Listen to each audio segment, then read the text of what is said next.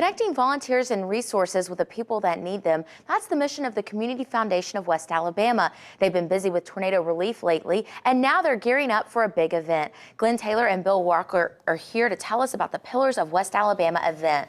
Thanks for being with us today. Well, thanks for having us, and you're right. Our community has been decimated by the storms, and we're glad to have something now to be positive about and uplifted about. And we look forward each year to this time of year when our annual meeting in June, we recognize the people that have contributed so much to our community in the past, and they deserve recognition.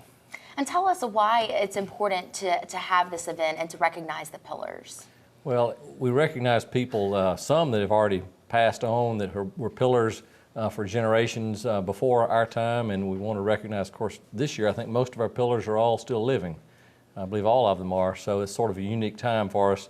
But it's so important because they encourage other people to follow in their footsteps, because if we don't have people that are look at the long-term goals for the city, we're having to focus on that now in the tornado situation, but in any event, we always need to be looking to the future, and that's what these people have done, and we want to encourage others to have that type of feeling about Tuscaloosa and become a pillar themselves. And tell us who the pillars will be.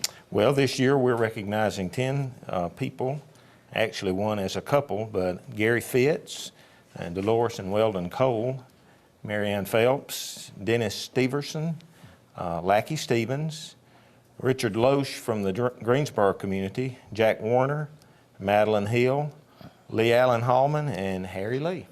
Is it always 10 people, or does it vary by year to year? It varies year by year. This is the 7th year that we've recognized them. In the first class, we recognized 25 people, but we've cut it down just a little bit, mainly just because of the crowd. We're pretty maxed out at Indian Hills on Thursday night, and so we try to handle it now and cut it down to about 10.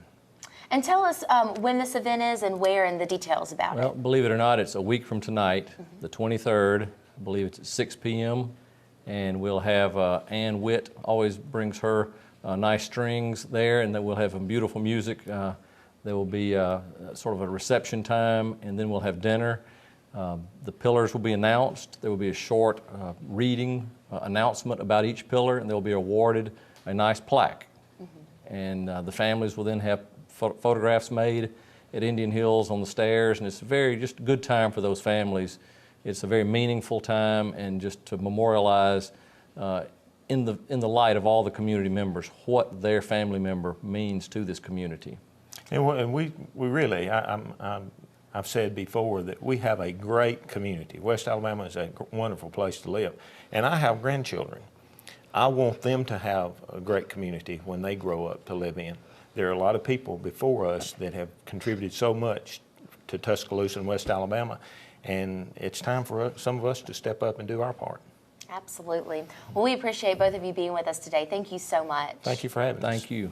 The Pillars of West Alabama event is Thursday, June 23rd at Indian Hills Country Club. The cash bar opens at 5:15. You can find out more online at the cfwa.org or by calling 205-366-0698.